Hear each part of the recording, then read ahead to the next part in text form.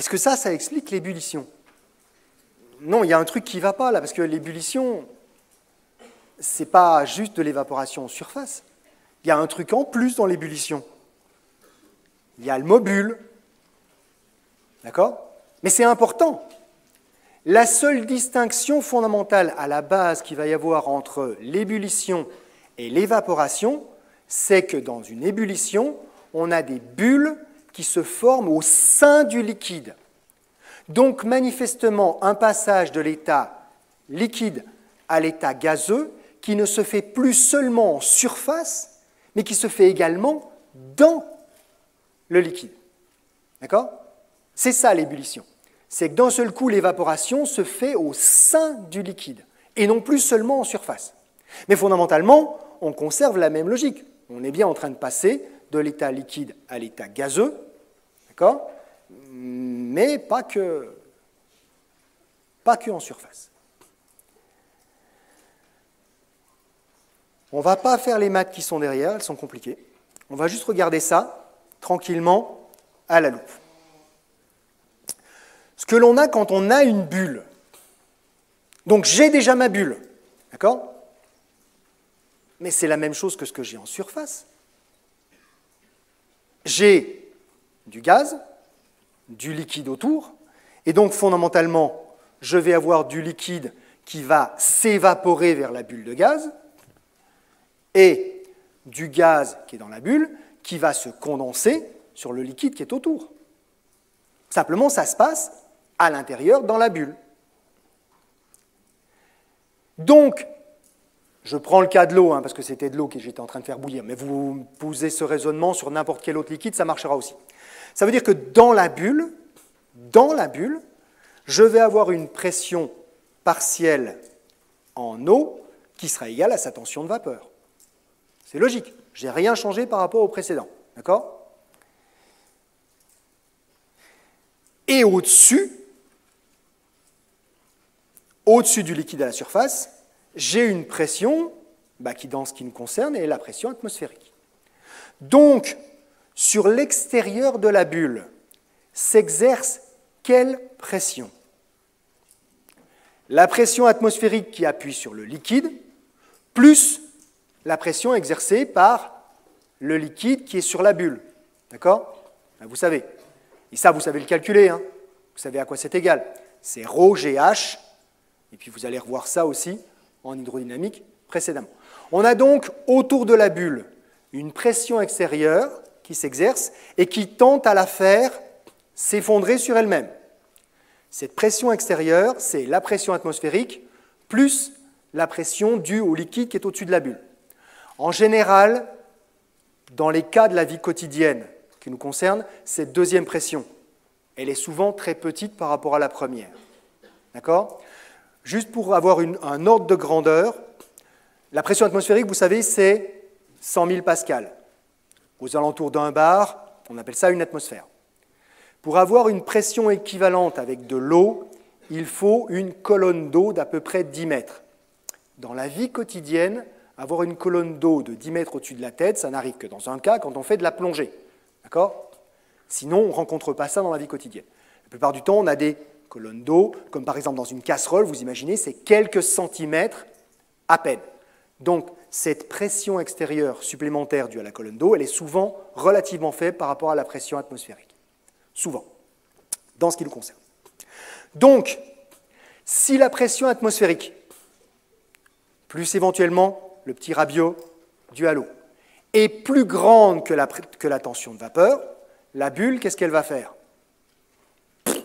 Elle s'effondre, comme un ballon sur lequel on appuie, qui va voir son volume réduit. Donc cette bulle ne peut pas exister si la tension de vapeur est plus petite que la pression atmosphérique. Si par contre la tension de vapeur que vous avez là est au moins égale à la pression atmosphérique, voire un tout petit peu plus grande pour compenser justement, d'accord, la hauteur d'eau, cette bulle, elle n'a aucune raison de s'effondrer, elle est stable. Si elle est stable, elle va pouvoir grossir. Pourquoi? Parce que globalement, il y a toujours des molécules qui peuvent continuer à s'évaporer pour l'alimenter. D'accord? Elle n'est pas contrainte. Elle a une pression suffisante pour ne pas s'effondrer. Donc si on rajoute du gaz, elle peut grossir. Elle va grossir jusqu'à quand? Une bulle dans un liquide, ça fait quoi?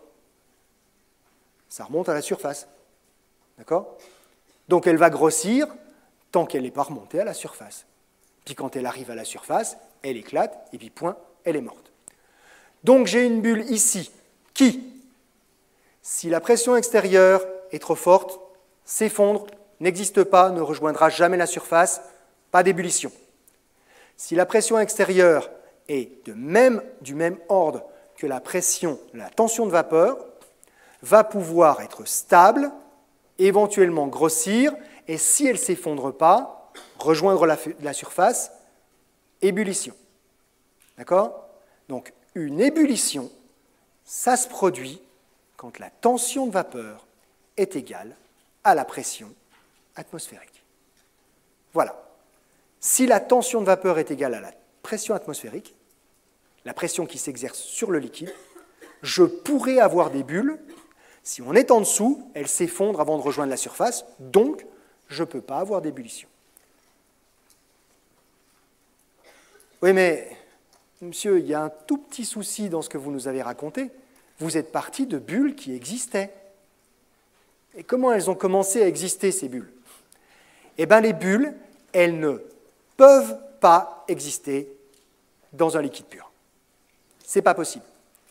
Elles ne peuvent pas être générées automatiquement. Une bulle, ça part toujours d'un défaut dans le liquide ou dans la surface. Sinon, on ne peut pas les créer. D'accord? Il n'y a pas de raison que spontanément, à un endroit, ça commence à se créer. Il n'y a pas de raison.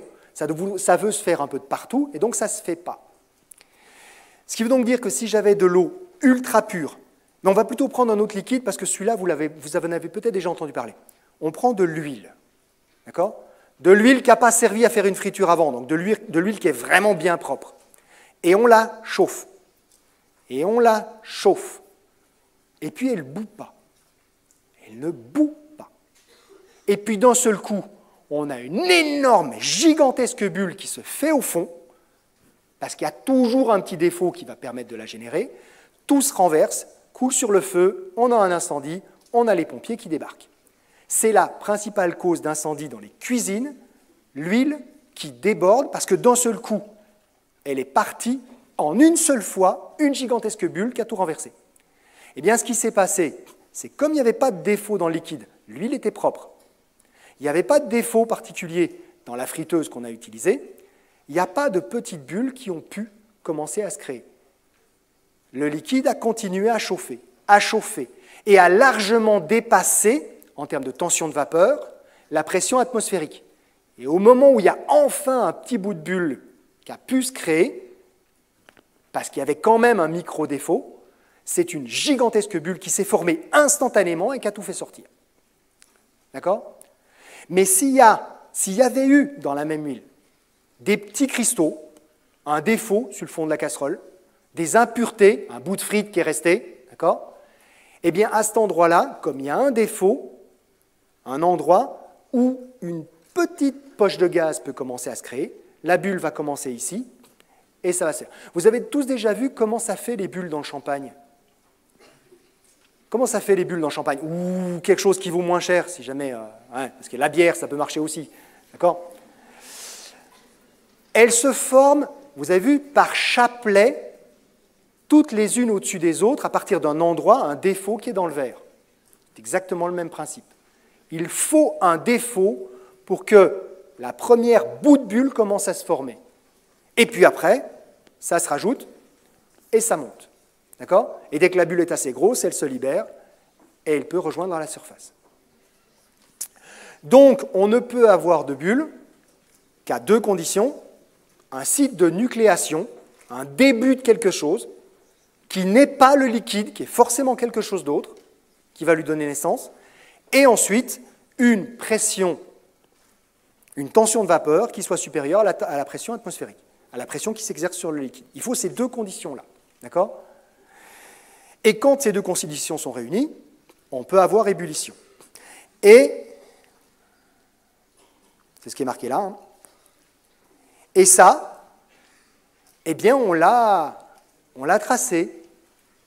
La tension de vapeur de l'eau, on l'a mesurée à plein de températures différentes. Ce n'est pas dur à faire. Hein. On prend un récipient fermé avec un manomètre, un appareil qui mesure la pression, et puis on chauffe. On chauffe et on mesure la pression. Voilà, on relève la pression qui est marquée sur le mano au fur et à mesure de l'échauffement, jusqu'à des températures qui peuvent être très élevées. Vous l'avez ici jusqu'à 100 degrés. Et regardez quelle est la pression que l'on observe. La tension de vapeur de l'eau à 100 degrés, c'est 101 325 pascal. Là, il y a marqué 100 000, mais on est à peine au-dessus. D'accord ? 101 325 pascal. La pression atmosphérique. Ce qui veut donc dire que quand l'eau atteint au moins 100 degrés, s'il y a des sites de nucléation, des microbules qui peuvent se former, on va avoir dans le liquide la possibilité d'avoir des bulles qui sont, des petites bulles qui sont stables, qui vont donc pouvoir créer le phénomène d'évaporation dans la bulle, pouvoir grossir et rejoindre la surface. Mais il faut atteindre au moins cette température de 100 degrés pour que l'eau ait une tension de vapeur d'au moins une atmosphère et donc puisse créer des bulles qui sont stables. La conséquence immédiate de ce graphique, c'est que si vous montez à 3000 mètres d'altitude, où la pression atmosphérique est beaucoup plus faible, vous le voyez ici, de l'ordre de 70 000 pascal. À 70 000 pascal, la tension de vapeur de l'eau, elle correspond à une température de seulement 90 degrés. À 3000 mètres d'altitude, l'eau va donc pouvoir bouillir à 90 degrés. Alors qu'on soit bien d'accord, hein, ça fait que c'est bien plus long de faire cuire des pâtes à 3000 mètres d'altitude qu'au bord de la mer. Ben oui, parce que l'eau, quand elle va se mettre à bouillir à 3000 mètres d'altitude, elle ne sera qu'à 90 degrés. Et on ne pourra pas aller au-delà. Et donc les pâtes vont cuire moins vite, parce que la température a de l'importance. C'est bon ? Et si vous étiez, au contraire, dans un sous-marin, d'accord ? Sous pression quand vous êtes sous l'eau, eh bien vos pâtes, elles, alors on ne l'a pas ici, hein, mais vous voyez que la courbe, elle monte de plus en plus vite, d'accord ? Eh bien on aurait une tension de vapeur qui serait supérieure à une atmosphère, donc une température qui serait encore un peu plus élevée, et nos pâtes, elles bourraient à, enfin, l'eau bourrait à 110, 120, 130 degrés. Alors, ce n'est pas pratique pour faire cuire les pâtes, d'accord, d'avoir un sous-marin sous la main et puis de faire ça. On a un instrument qui est bien plus pratique pour faire ça, qui s'appelle une cocotte minute. Ben oui. Une cocotte minute, c'est quoi? C'est un récipient qui est scellé, d'accord, et dans lequel la pression va pouvoir monter bien au-delà d'une atmosphère, jusqu'au moment où la petite soupape se soulève, d'accord, par sécurité, parce que sinon ça risque d'exploser. Mais quand la petite soupape se soulève, on est à plus d'une atmosphère. Donc, quand l'eau bout dans la cocotte minute, on est largement au-dessus de 100 degrés. Ça dépend de l'éthanolage de la cocotte minute. OK? Et c'est pour ça que ça cuit plus vite hein, dans une cocotte minute. Parce qu'on peut monter au-delà de 100 degrés à ébullition de l'eau.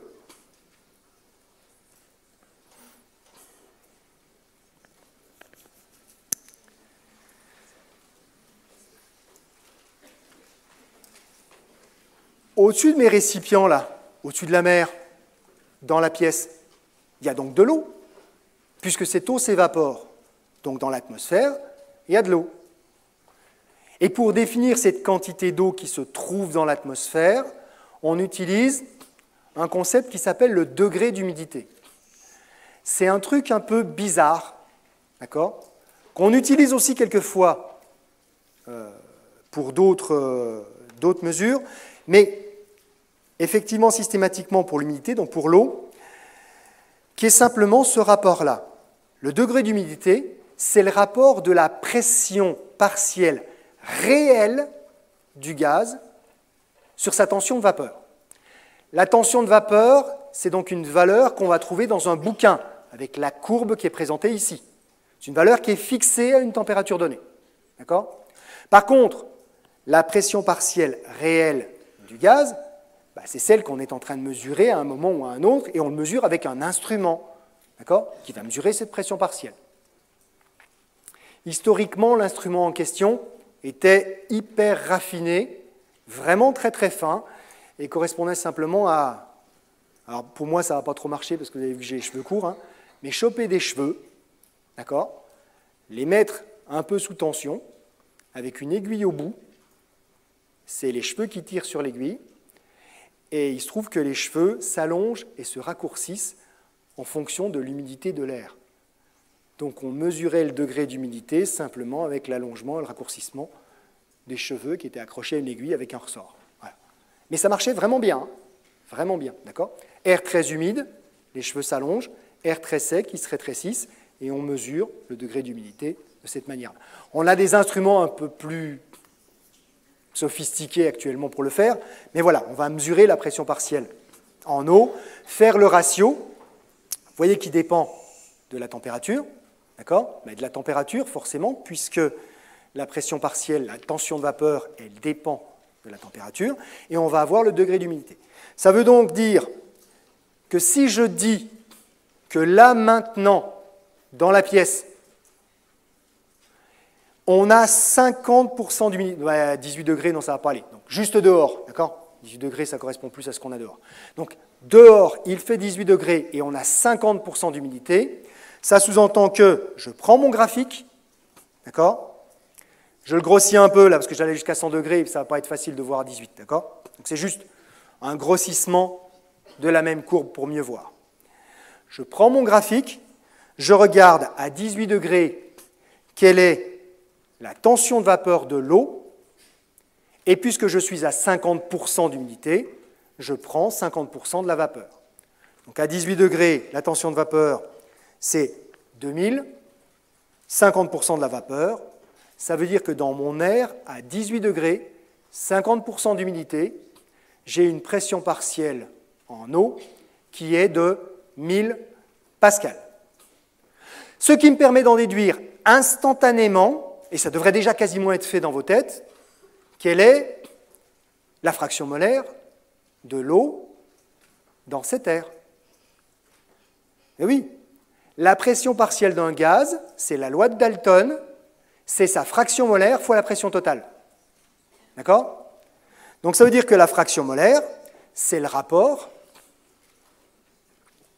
de la pression partielle du gaz sur la pression totale, qui fait donc 2000 sur 100 000, j'ai arrondi, d'accord, 100 325, 100 000, on ne va pas chipoter ici, ce qui fait donc 1%. 0,01, c'est 1%, d'accord ? Dans mon air, à 18 degrés, 50% d'humidité, il y a 1% d'eau dans sa composition. Et ça, normalement, alors peut-être pas là tout de suite, parce que vous êtes un peu saturé, mais un peu plus tard, ça devrait, à un moment ou à un autre, vous choquer. Vous allez regarder sur Internet, vous allez regarder dans les bouquins, d'accord ? Et vous allez voir quelle est la composition de l'atmosphère.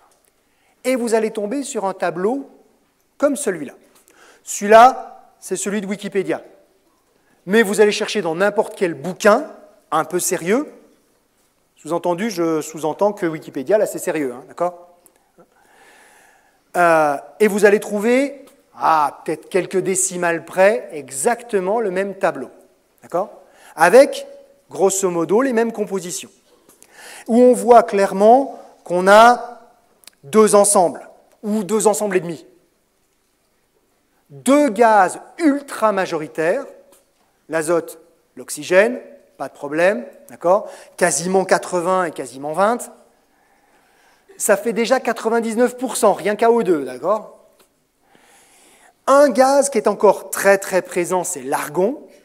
Alors, vous vous rappelez, la dernière colonne des gaz, on les appelle les gaz rares.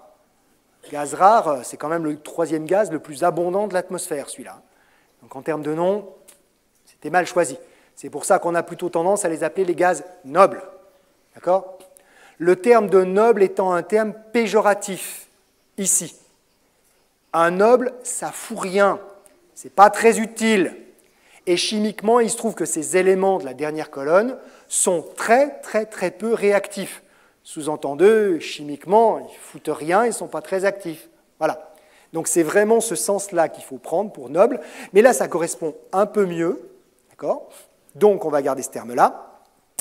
Et puis si vous regardez bien, donc, si on a déjà 99% avec les deux premiers, quasiment 1% avec le suivant, tous les autres qui se trouvent en dessous représentent moins de 1%, moins en l'occurrence, vous le voyez ici, de 0,7%, 0,07%, non, 0,7%, oui c'est ça, de la totalité. Ça fait quand même pas beaucoup. Hein. 0,07, non c'est bien ça ce que je disais. Donc pratiquement rien. Mais ça, c'est pas cohérent. Vous nous racontez des conneries, M. Cavalli. M. Cavalli, à la diapo précédente, vous nous avez dit que la composition de mon atmosphère à 18 degrés, 50% d'humidité, il y avait 1% d'eau. Et là, de l'eau, il n'y en a pas, et on est déjà à 100%. 99 déjà rien qu'avec les deux premiers, pratiquement 100 avec le troisième, où vous collez encore 1% là-dedans. Ça ne tient pas. Non, ça ne tient pas. Mais bon, en même temps, je la mets où, l'eau, dans ce tableau? Si je suis dans la vallée de la mort, aux États-Unis, 0% d'humidité, à peu de choses près, je la mets tout en bas, quasiment à 0%. Si je suis dans la forêt amazonienne, quasiment 40%, 100% d'humidité, je suis quasiment à 8%. Donc je la colle où, mon eau, là-dedans? Eh bien, je ne sais pas. Où est-ce que je dois la mettre? Je ne peux pas la mettre, puisque ça change tout le temps. Et ça change tout le temps pour une raison simple que vous pouvez voir, vous l'avez déjà sous les yeux. Tous les autres gaz de l'atmosphère, ce sont effectivement des gaz. À pression et température ordinaire sur la planète, ce sont des gaz. D'accord ? Le moins volatile de ceux que vous avez là-dedans, c'est le dioxyde de carbone. Et si vous vous rappelez bien ce qu'on a vu la semaine passée, c'est à moins 80, d'accord, qu'il se solidifie. Et encore, il se solidifie directement, hein, pas de liquide. Ce n'est pas le genre de choses qu'on a sur la planète. Donc ici, on n'a vraiment que des gaz, sauf l'eau, qui est la vapeur d'un liquide qui, à température et pression ordinaire, est soit solide, soit liquide sur notre planète. Donc c'est normal que sa pression partielle, elle varie énormément selon les situations, parce que, c'est pas un gaz à l'équilibre sur notre planète. Elle est tout le temps en train soit de s'évaporer, soit de se condenser, selon la température à laquelle on se trouve. Et la plage de température sur notre planète, elle est plutôt large, d'accord ? On va aller de moins 50 à 50, 60 degrés, ça dépend de où on se trouve. Ça fait une très large gamme de température, donc une très large gamme de tension de vapeur, donc de pression auquel peut effectivement se retrouver l'eau sur notre planète. Alors on fait comment quand on a un truc qu'on n'arrive pas à coller? On prend la seule décision raisonnable, on le vire. On vire de la composition de l'air le truc qui gêne. Et au lieu d'appeler ça la composition de l'atmosphère, on appelle ça la composition de l'atmosphère sèche ou de l'air sec. Et le problème qu'il y a, c'est que tout le monde oublie de rajouter ce dernier mot et qui est super important. C'est la composition de l'air sec qui est systématiquement présentée dans tous les tableaux. Uniquement de l'air sec. Et comment on fait de l'air sec? Ben, on prend de l'air normal et puis on enlève l'eau, hein, voilà, c'est tout simple. Et comment on enlève l'eau? Il y a des tas de moyens de le faire, il suffit de la faire passer sur du sel, par exemple. Le sel étant très hygroscopique, il capture l'eau, d'accord? L'air qui ressort de l'autre côté, ben, il est sec. C'est aussi simple que ça. Et on peut mesurer sa composition, sans ce machin qui gêne au milieu et qui change tout le temps. Donc, faites-y attention, d'accord? J'ai bien calculé une concentration de l'eau pourcentage d'eau, dans l'air, mais ça ne correspond pas à ce qui va être présenté systématiquement dans tous les ouvrages, tous les tableaux. Ils sont justes, simplement, je ne me rappelle pas la dernière fois où j'ai pu lire dans un quelconque ouvrage où c'était bien rajouté que ça, c'était la composition de l'air sec. C'est évident pour tout le monde, puisqu'on n'a pas donné la concentration de l'eau, forcément c'est de l'air sec. Sauf qu'à force de ne pas dire les choses, on finit par oublier que les choses existent. Donc c'est important. C'est important? Oui. Parce que si on veut avoir la composition réelle de l'atmosphère à laquelle on est confronté, comme par exemple dans cette pièce-là, il va bien falloir en tenir compte de l'eau qui est effectivement présente dans cette atmosphère. Et comment on fait pour en tenir compte? Eh bien, tout simplement en donnant la température et le pourcentage d'humidité. Donc, quand on qualifie une atmosphère, on le fera systématiquement en ajoutant la température et le degré d'humidité. Comme ça, on a la totale. Et on peut faire effectivement, on peut déterminer effectivement quelle est la composition réelle de cette atmosphère. Alors, ça peut vous sembler bizarre d'avoir une composition comme ça qui est si bien définie. On est bien d'accord. Ça, c'est une composition moyenne de l'atmosphère. D'accord? Mais c'est très très stable. Évidemment, entre la pièce qui est ici, où on est tous en train de respirer et donc de consommer de l'oxygène et de libérer du dioxyde de carbone, on aura peut-être une concentration d'oxygène qui est à peine plus faible et une concentration de dioxyde de carbone qui sera à peine plus élevée que l'air qui est juste derrière la porte là-bas dehors, évidemment. Évidemment qu'au plein centre-ville, d'accord, dans la rue Mechevant, avec les bus qui passent et les voitures, la concentration en oxyde d'azote, quel qu'il soit, sera légèrement supérieure, c'est une évidence, que si on est en plein milieu de la forêt de Chaillus. Oui, mais ça va varier sur des quantités qui sont très très faibles par rapport aux ordres de grandeur de ces valeurs-là. D'accord? Donc ça, c'est une atmosphère normalisée, une moyenne de ce qu'on va trouver entre en gros 0 et à peu près 80 km d'altitude. L'atmosphère telle qu'on l'entend d'une manière générale. Donc qu'on soit au bord de la mer, au sommet de l'Everest, on n'aura pas la même pression, mais a priori, on aura le même type de concentration, ce seront les mêmes valeurs. Vous avez une bouteille d'air comprimé, vous êtes à moins 100 mètres de profondeur, l'air qui se trouve dans la bouteille, il a été pris à pression, enfin, dans l'atmosphère, à côté de la mer, donc sa composition, ce sera aussi la même. Sa pression ne sera pas la même, mais sa composition, ce sera la même. C'est bon? Alors, on va le faire ensemble. Ça va tomber bientôt en panne. On va le faire ensemble. On y va tranquillement. On regarde ce qu'il y a là-dedans.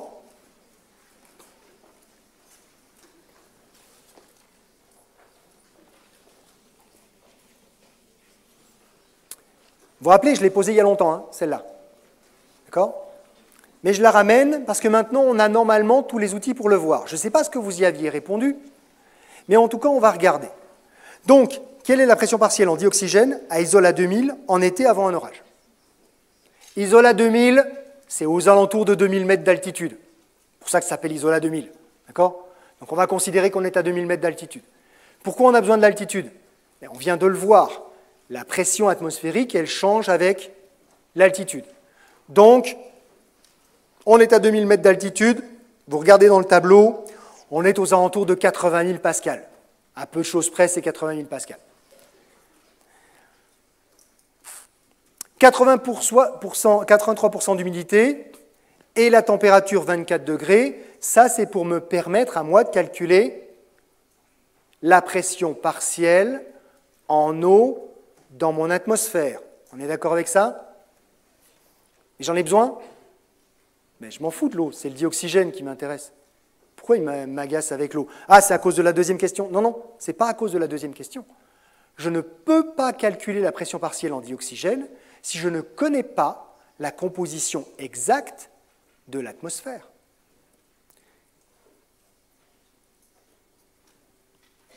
D'accord? On va passer directement. Dans mon air que j'ai ici, j'ai de l'eau, je le sais. Puisque je suis à 18 degrés, je peux en déduire avec le tableau que j'ai ici la tension de vapeur de l'eau à 18 degrés. Vous voyez ici 24 degrés, excusez-moi, je ne sais pas pourquoi j'ai dit 18. Si, 18 c'était tout à l'heure, donc je me trompe simplement avec ce que j'ai écrit tout à l'heure. Donc 24 degrés, vous regardez, ça fait 3000. 3000 pascal, tension de vapeur de l'eau à 18 degrés. J'en prends 83%. Ben oui, puisque je suis seulement à 83% d'humidité. D'accord? Si j'étais à 100%, la pression partielle de l'eau dans l'atmosphère serait de 3000. J'ai 83% d'humidité, donc je prends 83% de 3000, ça fait grosso modo 2000. On ne va pas chipoter sur les virgules. 2000 pascal, ça, c'est la pression partielle de l'eau dans mon atmosphère.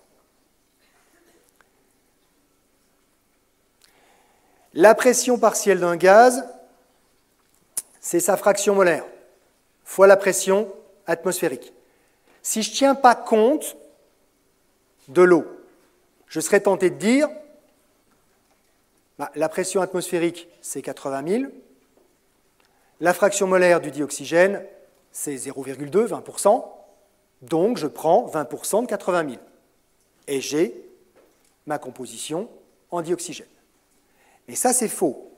C'est faux parce que la pression atmosphérique, c'est la somme de toutes les pressions partielles, donc la pression partielle de chacun des gaz, le dioxygène, l'azote, le CO2, etc., plus la pression partielle en eau. Évidemment. La pression partielle en eau, ici, qui est égale aux 2000 pascal que je viens de calculer.